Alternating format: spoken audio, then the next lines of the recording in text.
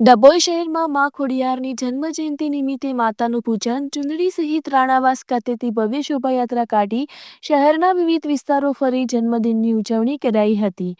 આજે ડભોઈ રાણાવાસ ખાતે આવેલા ખોડિયાર માતાજીના મંદિરે ધાર્મિક કાર્યક્રમો યોજી ખોડિયાર માતાજીની જયંતિની ધામધૂમપૂર્વક અને શ્રદ્ધાપૂર્વક ઉજવણી કરવામાં આવી.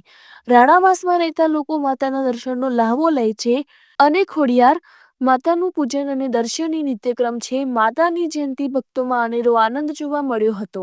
સવારથી જ માતાના ભક્તો બહારથી ઉમટી પડ્યા હતા અને ખોડિયાર માતાનું પૂજન અર્ચન કરી ધન્યતા અનુભવતા હતા.